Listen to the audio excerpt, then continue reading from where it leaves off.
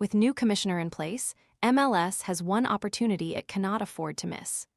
New York, if there is one thing to latch onto from Larry Berg's introductory day as the third commissioner in MLS history, it's one idea: product first.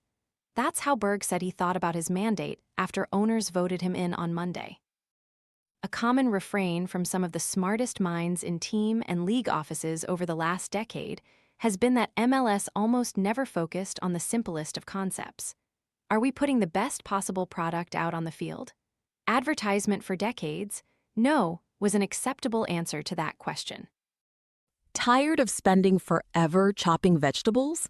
This all-in-one prep tool dices and spiralizes ingredients directly into a handy container, helping make salads, sides, and meal prep faster and less messy. Want to get the best verified deal and see full details? Visit grabdeal.us/2 right now. MLS had to concentrate on building out infrastructure and stability.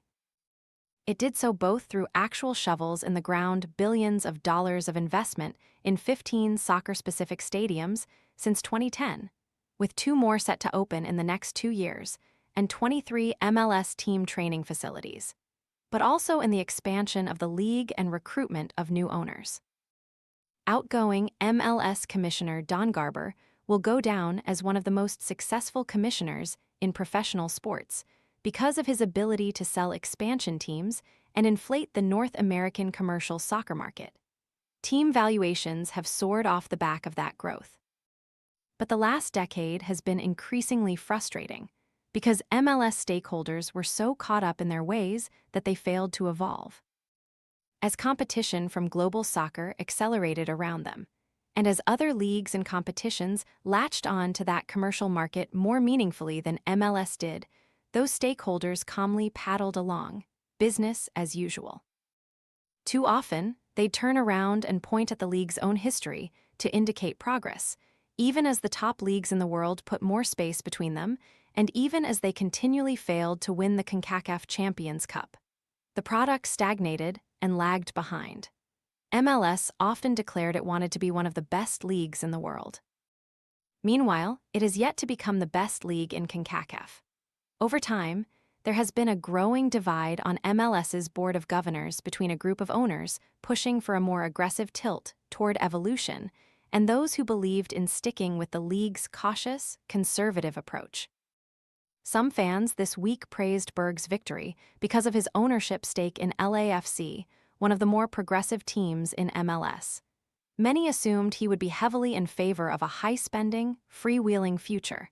That isn't the right interpretation. Yes, Berg has been an advocate for change. But he also has shown himself to be an owner capable of seeking and pushing for common ground. Advertisement, it's less about Berg's leanings and more about his approach to the job that could be transformational for MLS. It's ironic that Berg was announced as commissioner with a unanimous vote. Sports Business Journal reported it took multiple rounds of voting for Berg to hit the 2/3 threshold needed to win the commissioner job. That is much more representative of nearly every vote in MLS now. The league has long preferred to present a united front, as it did again on Tuesday. But Berg is among those less concerned with that type of formality. Unanimity is essentially impossible. The job is finding ways to build consensus despite those inevitable divides. When he was named co-chair of the Sporting and Competition Committee in February 2025, Berg focused on the process within the group of owners charged with overseeing the sporting product. For years, the committee was known for a penchant to debate, study, and analyze potential changes over years, but rarely institute impactful change. Many around the league believed that was a deliberate strategy by previous leadership. "We're a bigger league than we've ever been. We are a bigger committee than we've ever been," Berg told the 13-member group in his first meeting in charge. "It will be hard to get to unanimity and move fast to build the league.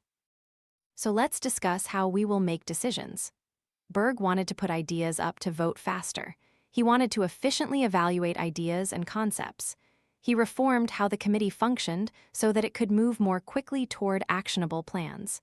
Now, it's about bringing that strategy to the commissioner job. MLS missed a once-in-a-generation opportunity to capitalize on the 2026 World Cup. Despite an 8-year runway from when it was announced that the US, Canada, and Mexico would host the tournament, the league waited too long to study and vote on changes to the product that could leverage what was sure to be an unprecedented audience for the sport. Indeed, the World Cup brought record audiences and showcased the significant room for more growth in soccer's already robust commercial market here. Advertisement failing to have the calendar change ready to launch coming out of this summer's tournament was an enormous miss, one that could prove disastrous to MLS's trajectory. If the league isn't able to get the roster investment model over the line in time for a relaunch in 2027, where it could introduce a new MLS with a new calendar, new competition structure, and new roster rules, which would allow for an aggressive summer window to sell the narrative that MLS is a bigger, better, and more competitive league than casual fans see it as today, it would be another massive lost opportunity. Berg indicated as much in his introductory remarks on Tuesday. The World Cup this summer reminded all of us why this sport captures the imagination of millions of people around the world, Berg said. Millions of people across North America experience that passion firsthand. They fell in love with the drama, the atmosphere, the supporter culture, and the emotion that makes soccer unlike anything else. For many, it was also their first meaningful introduction to the global game, and that creates an extraordinary opportunity for all of us. The question isn't whether people are paying attention to soccer. They are. The question is what we do at this moment. We've accomplished an extraordinary amount over the last 3 decades, but success can never become an excuse for standing still. Status quo is not an option. The platform is in place. Now it's time to pull the right levers, make the right decisions, and build on everything that's been created. The league is very much up against a deadline to get things done in time.